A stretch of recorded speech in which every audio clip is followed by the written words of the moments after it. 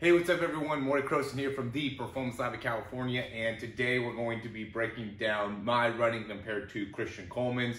No, I'm just kidding. I wouldn't want to expose myself like that. Now, we're actually going to be going over the leg cycle today, and what I'm doing here with the iPad, I'm also going to be going over really the start phase, and what I try to do with the leg cycle here is I didn't want to just break it down into top end speed and the leg cycle as much as the first thing that I thought of when I wanted to do this video was to actually go just primarily on my running and going through the leg cycle. But the more I thought about it, the more I realized we need to know how to go all the way through here. So I'm gonna these are just some notes to go through just to make it so you can follow along. And before I get going here, if you like the information, go ahead and like, subscribe, create notifications. We're just constantly trying to produce more content, better content for you guys that follow us and subscribe to us to get more information about how you can run faster, jump higher, throw the ball better, stay healthy, just exercise to help you out in being a better overall athlete. And we'll go ahead and hop in the video here. So we'll start with the start. The big thing about the start is you got to keep your feet low. So we're going to look at Christian Coleman here and his ability to really maintain a great position in his lower body. I know this video, for whatever reason, ends up being a little bit hard to work with. But notice how low he keeps his feet as he's coming off. I see a lot of people that end up really going and lifting those feet a little bit too high up in the air as they're beginning their start and really trying to get like a high knee drive. And I think that ends up really slowing you down, because really what ends up being the most important part of your start is your ability to be very, very quick. So you got to keep your feet pretty low. Also notice how high his heel is there when he's touching the ground. So you got to be able to keep your heels off the ground, right? Try not to get those heels on the ground or even too close to the ground. Be able to keep your heels up, and the way to do that is to be able to really impact the ground with that really nice shin angle, right? That's going to be another big thing as well, is being able to have a very, very, that shin angle should be at a high angle, right? The straighter your leg, then the angle is going to obviously decrease. And then, here we're going to have a little bit more of an increased angle. So really making sure that shin angle stays really high. And then the next thing is going to be, put a bigger focus on quickness and not too big of a focus on picking up as much distance as you can. So the more you can be quick at the beginning, I think the better overall success you're going to have in your overall sprint. And then we'll go from there into the transition phase. And that just ends up being steps like 5 through 12 or somewhere in there. And here's where we're going to definitely increase the swing phase. So the swing phase is the time spent off the ground. We're still creating more horizontal force here, and so we're still going to be going outwards, but the foot, when the foot's off the ground, that's going to end up being part of your swing phase. So looking at this Christian Coleman thing, as soon as that foot comes off the ground to when it touches back down, and obviously that phase is going to increase as you start going and getting more and more speed built up. Now though, once we get into these steps, now you could start to touch the ground with more of your foot on the ground. So notice how his heel's getting a little bit lower to the ground. That's just because he's touching the ground further back into his foot, right? So at the very beginning, it's much more about being closer to the balls of your feet, very far up closer to your toes, right? But then as you start to gain more speed, now you want the position of your foot touching the ground should start to come back a little bit more towards your heel.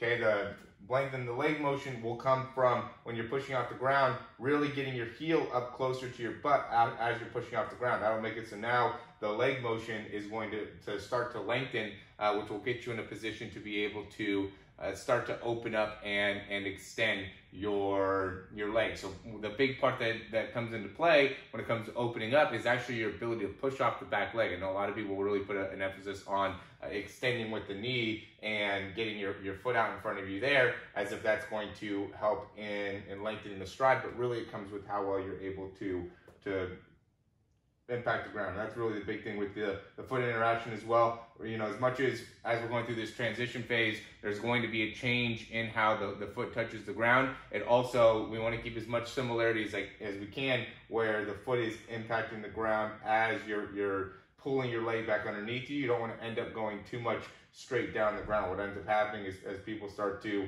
get going here with into their transition phase, they end up going and being too much just pushing straight into the ground from right there, rather than being able to land with their foot going backwards and trying to get their foot underneath them, right? And that goes into the top end speed, where there seems to be a lot of debate, a lot of people that talk a little bit more about if their foot should be, landing right underneath them, in front of them, where should the foot position be. And overall, it seems like what the goal is to land with the foot right underneath the hip, right? So you want the overall mentality is to be able to get to that position. Now, there's also a lot of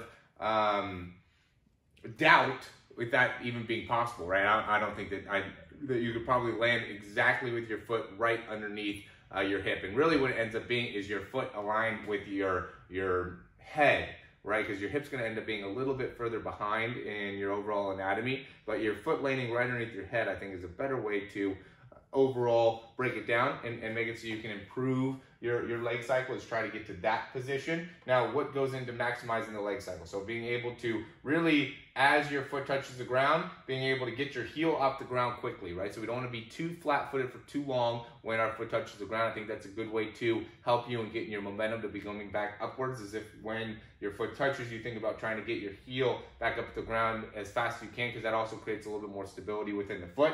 And so once your heel starts to come up, then you start going into knee extension, and you also start going into hip extension. Now you should be pushing off the ground in a very vertical fashion, and that ends up being the goal, is being able to generate a good amount of force out of that down foot and leg, and then be able to right away get your heel right up towards your butt, right? Don't get your heel too high where you're getting up to the same height as, the middle part of your butt, but you just want to be able to get it upwards and then coming straight through, right? So try not to waste too much time in the whole process of being able to get your foot off of the ground and then it coming forward. I see that mistake a lot, where people get too far up with their foot, which makes it so they don't get that transition as smoothly forward. From there, you want to concentrate on knee drive. Get that knee up to the same height as your hip, and then as soon as your knee starts to get up, now we want to be able to get your foot all the way through. Keep a large amount of dorsiflexion within that foot. Make sure that you're not going into plantar flexion during these phases. Even as you're coming through, you want to be trying to get your foot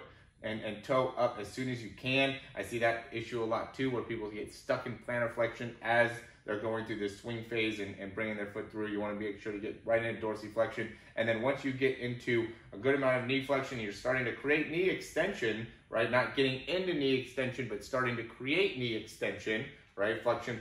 Now we're getting into knee extension. Now we should be pulling our foot down back underneath us, maintaining dorsiflexion. Don't allow that foot to point. I see that again a lot too, where right before the foot impacts the ground, we're losing the ability to maintain that dorsiflexion. So now we're trying to land with our foot right underneath our head. And now when we're landing, just making sure that the foot is maintaining stability by trying to get that heel off a little bit early and when your foot actually touches, and making sure that your foot's touching a little bit on the inside part of your foot and right underneath the ball of your feet. Don't allow your foot to touch too far on the outside part of your foot. So you don't want to end up going into a bit of inversion of the ankle there right before you touch the ground. You want to maintain a very, very solid dorsiflex position as you're touching the ground and not turning your foot at all. All right?